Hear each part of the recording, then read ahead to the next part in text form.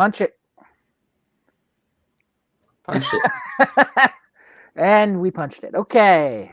Welcome, everybody, to another meeting of the United States Pirate Party. My name is Drew Bingaman. I am your captain, and we'll do IDs, starting with the first person I see is Johnny.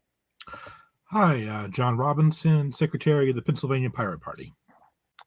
Next is Frank. Frank Flores, Treasurer of Texas. Thank you, Frank. Ty. Ty Clifford, Vice Chair of United States Pirate Party and West Virginia Observer. Ben. Ben Horlick. I'm the U.S. Pirate Party's bean counter, as well as the representative from Texas. Joe. Backup representative for Massachusetts and treasurer of the United States Pirate Party. All right, Mitch. Mitch DeVillo of the Chicagoland NIE, the Illinois Pirate Party. We appreciate that. And finally, Yari. Mitch, that gets me every time. Hey, Rose Klein, California representative. All right. So I think we're going to kick, because I know we're a little pressed for time for some of us. So Ty, my question for the update on our conference is: do we have everything nailed down? Is there anything that we need to do so that we can advertise date, time, and place? We have, excuse me. So we have the date. We don't necessarily have a time, but the idea is come in May 31st, chill. The conference begins the June the 1st, and then June 2nd, and then we depart or linger 3rd. Rosemont, Illinois, which is, you could just encompass that as O'Hare. The address, I'll get it all together and post it after the meeting. That way everybody knows exactly where to find. It's in the National Conference 2024 channel on Discord, so I'll repost everything there again. Mitch has reiterated, although somehow I can't read his message. It's like I don't know if you could fix that, Mitch, because it's like not letting me see the history. But Mitch has volunteered to shuttle people to and from the airport. So if there's, for some reason, you don't want to get an Uber or you don't want to use the shuttle, or there's something wrong with the shuttle, you can get with Mitch and go over there. So all that needs to be done from this point forward is you guys call in and book your rooms. That's about it. Like I said, I would do it as soon as you can, because the further you let them know out, the better rates you can get sometimes. So my question then ultimately would be, Ty, can you get that written up so that we can post it on our website, so then that we can share all of our social media, media can share that. We definitely want that on our Give me a day, and I will just write the article myself. And, that's fine. Sure. And that way, and then it could just be replicated or whatever from there. Okay, great. Joe, you have a hand up. I do. Do I need to contact the venue in order to pay for that? Are you going to be paying for that and doing that as an in-kind contribution? What do you need from me for that? Well, so the idea is that you guys would be paying for your own rooms. You don't have to get suites. We've ultimately unspokenly decided that we're trying to avoid getting a conference room. And for that, Dustin brought up a really good idea, is one of us get a suite. I have upgraded my room in contribution for this. So my room is now a suite, and we can just be there because it's only probably going to be a few of us. And the room is gigantic. We can definitely fit in there. What I recommend is bringing your rolly chairs from your own rooms, and that way we all have seating. But if you guys really want to get a conference room, we're going to have to pay rooms plus additional, to split that fee, because there's no way we're not going to be able to pay. No one person is going to be able to pay $300 to $500 for their room and then $1,000 for a conference room single-handedly. That's a lot for one person. Ben, go ahead. Yeah, Ty. So that was going to be my question. So, what is the incremental? Is it $1,000 to get a conference room at the hotel? Yes, and that's for 2 days. So it's $500 a day, and that's. I mean that. If you want, we could all do that, but we'd all have to pitch in. Otherwise, I already have my suite confirmed and upgraded.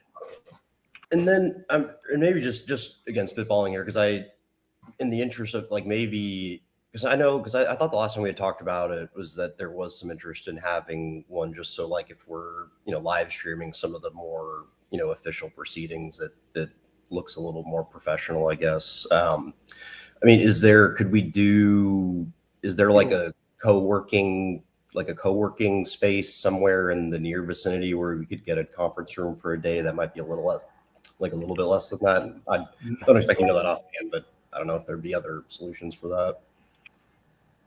Mitch would probably, because he's local to there, he would probably be the one to get with on figuring that out, because I'm not familiar with that particular area to be able like, oh, hey, we could meet here, or so on and so forth. Joe, go ahead. A lot of the times, like in Massachusetts, we just use libraries and stuff like that for, even if it's only for a few hours. Another option too is we could always do a picnic. Oh, it will be toasty. That's Should be warm out, yeah. yeah. I mean, the hotel should have like a pavilion or something we could chill at too. Okay. Well, Jody, sorry. Would you have data for the live streaming and stuff? I can transport my T-Mobile 5G COVID box where it is satellite connected or whatever, so I can provide that. awesome. Joe, you got something else? Yeah, well, the idea behind the picnic or doing it in a public place like a park or something like that, someplace that's high traffic, is not only are we speaking to these issues and doing our business as transparent as possible, but we're also getting passersby being like, oh my God, what's going on here? Mm-hmm. Thus drawing more into what we are doing. Okay, so I think what we're saying is that we have the time and date for the hotel, and we have the Saturday. I think we should be our big most everything done day. It would make sense that way if there are people that are on time schedules that this Sunday isn't going to work out. It would be best if we try to get business taken care of on Saturday. But that's my suggestion. Secondarily, I think we need to start working on filling the schedule, which we don't have to have done right now. The thing we really need to get down is the description, the post about it, and we probably should get a sign-up sheet also, just a generic like I'm planning on coming, so we can identify people. And maybe that'll help us gauge interest in nailing down that second part of where our actual business meeting is going to be. We can probably drop back to use your suite as a backup, but I think it probably would be better if we were in a more public space, like Joe was talking about. That way we can get just some eyeballs. No, I totally agree. The picnic is a way better idea. And then, I don't know the weather generally there, but if it rains or anything like that, we always have options. So yeah, I mean, if we're talking like June 1st and June 2nd, it ought to be decent. I mean, rain is obviously always going to be a possibility, but so, all right. Does anybody have anything else on the conference at this time? No. Okay. Anything new? Because I don't know that we have much else hanging out there. Ben, you've got something, and then Joe. Yeah, just wanted to mention what I messaged you about earlier. So, and I was hoping to have this done for this meeting, but I got the flu or something. I've basically been like out of commission for the last week. But it happens. Yeah, I'm getting close to. So Joe sent me kind of all the compiled bank account details going back the last couple of years, and I'm getting close to having it to a point where it's something worth talking about. And again, it's like I can say with full confidence at this point that Joe's not running you know, the SBF empire out of the pirate bank account. But if there's like I'll pull together just some summary reports in the interest of, you know, just general transparency and whatnot, and maybe you can submit that to the, you know, PNC as a draft form. We can talk about it. If there's other stuff y'all want to see or think it can take out, I can do that. Absolutely, sure. The process from there. All right, awesome, Joe. I just shared something to the PNC chat that I wanted to bring to all of our attention. Greedy Corporation strikes again, firing what essentially is a bunch of very hard workers. This happened in Boston, and this is something we should definitely stand against them doing. Do you want to give us the quick rundown of what they did? So they unionized because basically they were working for basically peanuts, and it's for YouTube Music. And because they unionized and they were having such a difficult time, they went to the Boston City Council. And then the day that they were at the Boston City Council, like whilst they were in the middle of their speech to the Boston City Council, they all got fired. Okay. As in, they found out while they were speaking. Wow. Yes. Okay, that's kind of. How is that legal? Some would say, and I would expect that the courts or the NRLB in the next couple months will say that is in fact not legal. But you know, I'm not a lawyer, so I can't state. Yeah, I mean, and it's also in Massachusetts, which I don't live in. So yeah, I mean, and Well, it's retaliation. Well, I mean, it seems to me that would be the case. Yeah, I mean, Can I? Yeah, go ahead. My understanding is the story is that they worked for a subcontractor that YouTube employed, and they cut a contract with the subcontractor, which means they no longer had a reason to stay there. So that was the story. Loopholes. They set themselves up with a loophole, and they exploited the loophole. So Google may not be on. The whole thing is. Wow, that's really awesome. That's really terrible. And then where it gets like the next level down from there is that like the larger scale effort is to get that kind of structure legalized, right? So it's like they're technically classified as contractors, but you know, are they really? And there's some legal tests to determine whether or not like a contractor worker is actually an employed worker, which comes with a different set of protections. And so there's a whole bunch of interesting stuff going on around there. But it's like California, New Jersey, Massachusetts. Right. Yeah. No, like I work as a subcontractor IT guy, but I don't work for just one. Like I'm not just farmed out to one company. I do many.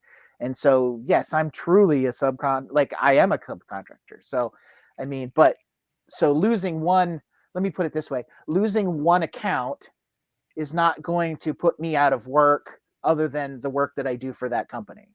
So yeah, in this case, if they were subcontractors and that as soon as that they lost that contract and now, we don't have work for you anymore. Yeah, that seems like collusion on some level there. Well, the idea is, for example, like Comcast, to keep them out of being a monopoly, they are forced to share the pie. So all these different vendors, this is how Apple works too.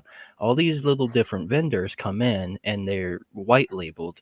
That way everybody gets a share of the pie. And this helps keep the companies we know it just as Comcast, but there's little tiny ones behind it, right?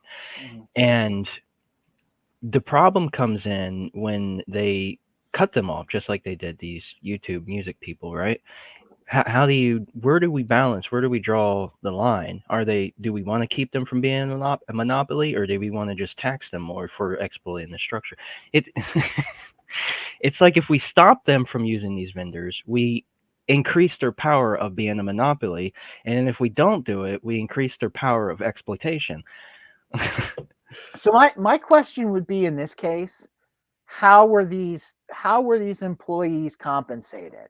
Like, were they compensated by the subcontractor? Like the subcontractor pays their checks And if that's the case, why would YouTube give a crap about whether they were unionized or not? I mean, I think that's probably all going to come out, but They're just 'Cause- surrogates. It's like I would have if I were to guess, not knowing the exact specifics, but typically it would be like, you know how you're describing, you know, the way that you're set up, where like the loss of one individual account's not really, you know, wouldn't kill you at the end of the day, and you have, you know, diversified set of customers for you and your company. That the way it's like what Ty was saying is that like they kind of end up setting themselves up as like, hey, we provide, you know, IT support to Apple, to Google, to, you know, whatever have you. And like, that's really their only reason for existence. Like they don't have those other contracts. And so they just say, oh, well, if your employees are unionizing, well, we don't hire unionized subcontractors. So sorry, you're out. And then then it's just over for yeah. them. So I'm looking at it from like a practical standpoint from Google's perspective. You know, Google and YouTube are looking at it going, we pay X amount of dollars for our contract, you know, unless the contract is weird. I don't know. I'm just saying that, you know, typically you pay, you know, X amount of dollars for X amount of hours worked, you know, and it doesn't matter whether they're unionized or not, or, you know, you pay the contract you pay is the contract you pay. Now, if they're going a step further and want to push their agenda that they are saying that they don't hire unionized labor, I mean, I think there's obviously a bigger problem there. But I mean, I don't know. I guess it seemed to me. I'm very interested now, and I'm going to have to watch this case as it unfolds. So, Joe, you have your hand up again. Yes. Didn't something similar to this happen with the Uber drivers? And they got smacked around. Uber got smacked around for not considering them gig employees, even though they were pretty much, for the most part, just straight employees. Yeah, and I would say this. It's again, it feels a little bit like a different. It's still again, it feels like a little bit of a different situation, because you know, Google or Microsoft or Apple doesn't have the ability to just, you know, okay, well we're not contracting Uber anymore, so now Uber is dead. Like that's, you know, so I guess I'm very interested to see how this all plays out. But yes, you are correct that Uber did get slapped around, and I think one of the didn't DoorDash also have a similar issue, because they're essentially the same thing. It's just, you know, food rather than food delivery rather than well, and Uber Eats is a thing too. So I wanted to plug one thing. ABC or go ahead, Frank. Go ahead.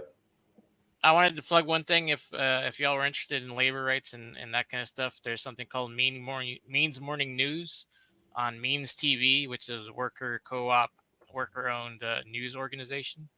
And every day they put out a news program so people can keep up with that kind of thing. Awesome. Cool. I'll have to check that out. Ben, go ahead. Yeah, I was just going to say it's like ABC contractor classification lawsuits is the term to Google if you want to read more about that kind of stuff. Both this and then like kind of what Joe was talking about too.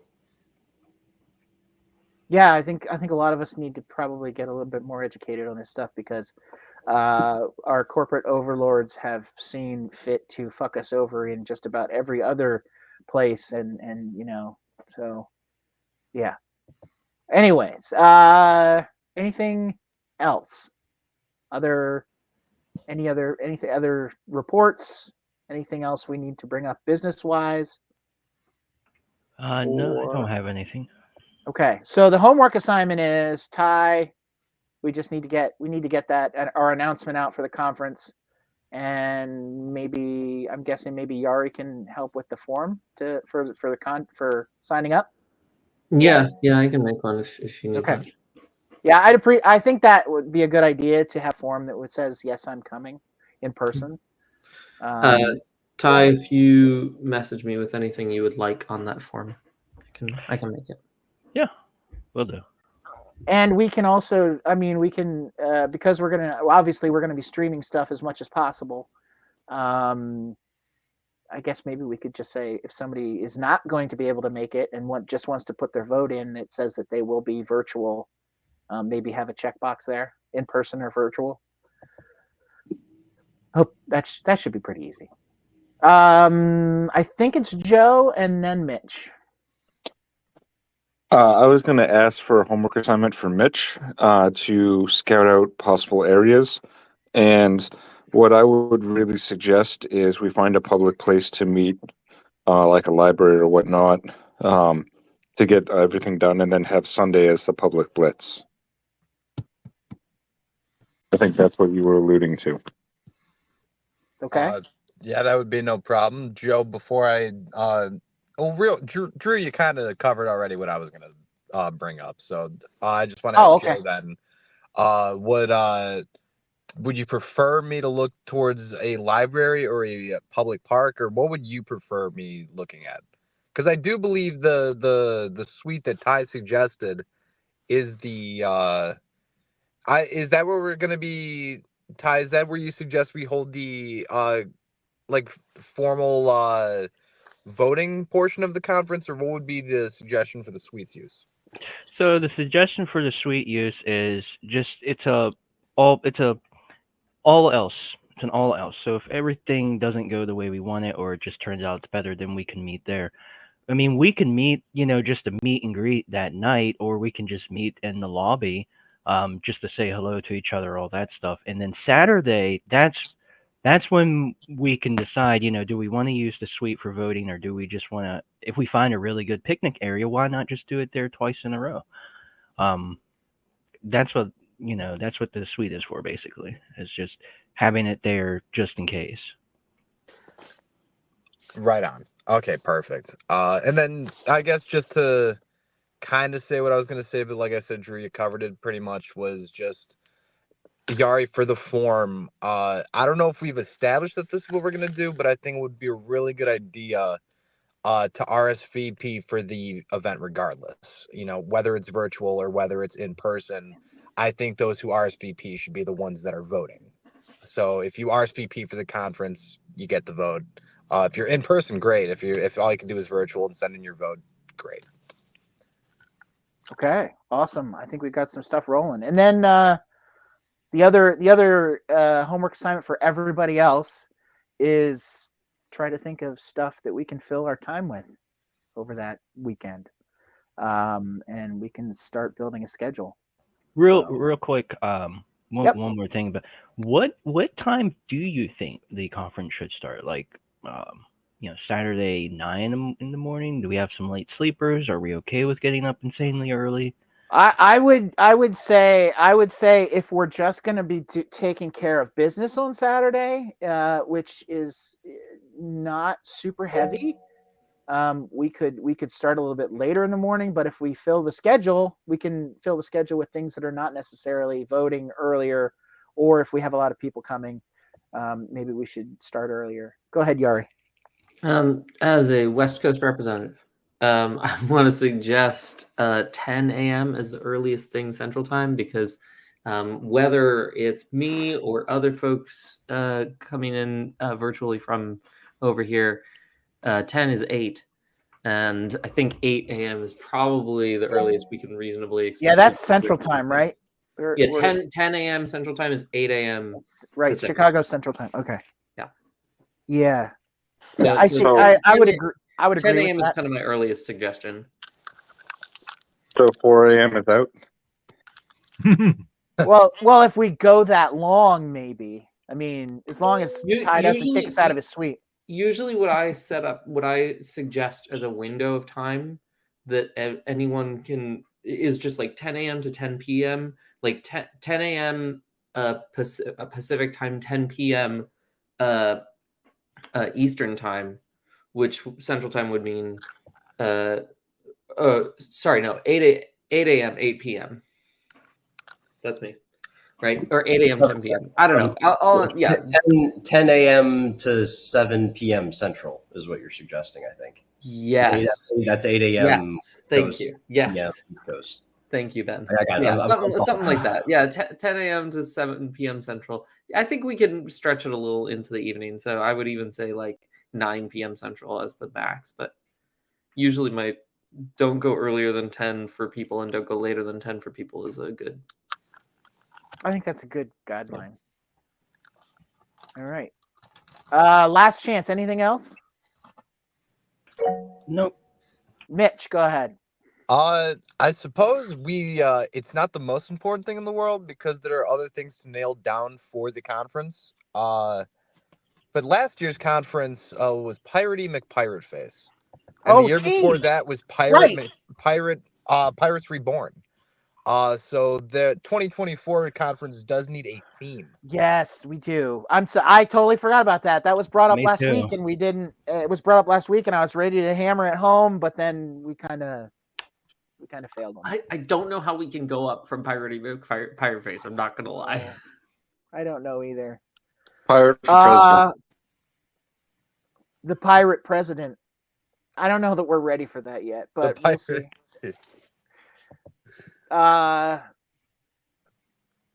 Yeah, no, I think Pirates Collective homework Strike. assignment. Pirates Strike Back. That is definitely, yes. We definitely need that as a. We will nail that down at our next Jitsi. How about that? Does that sound good? And Mitch, thank you for reminding us of that homework assignment. Of course, thank you. Now just to clarify, because we've been like sporadic for the last few meetings, the next Jitsi meeting, are we just back to normal? Will it be in 2 weeks or will that be next week? I am inclined to say let's do it in 2 weeks, unless we have somebody that can make a good case for next week. Yeah, I think we hashed this out already, and we decided that we're still sticking with IRC every other week. Is my understanding of how that discussion ended. Okay. Aye, captain and former captain. Motion to adjourn. Is there a Second. second? All right. Is there let's just say all in favor? Aye. I think that's unanimous. All right, awesome. Thank you, everybody. Anybody else out there in YouTube land that is watching this and would like to contribute on the theming or put your votes in for theming? Do we have? Maybe we can. I was going to say before we head out. David Hall suggested Pirates in Orbit or Pirates in Space. Pirates in Well, that's what I'm hoping. That's kind of why I'm hoping all rules. this UFO stuff comes out, that we can actually get a hold of that technology, and then we can actually be space pirates. That'd be sick. That would be I'll run sick. a how to play Eve seminar. Space. Yeah, No Man's Sky and Starfield will be our starting places. All right. Yes. So, do we have a place for them to anybody else to contribute if they've got anybody that's not? I think just the conference channel in the Discord, right? Yeah. We have the David Hall just suggested Pirates: the Next Generation. Yeah. So we have the conference channel in Discord. I would imagine that would be the best. Okay. One. Yeah. So go to the conference channel on our Discord and let's have an awesome discussion about all of the crazy, awesome names that we can come up with, and we will nail one of those down at our meeting in 2 weeks. Thank you, everybody, for joining us. And this November and this spring, vote pirate. Hell yeah. Awesome.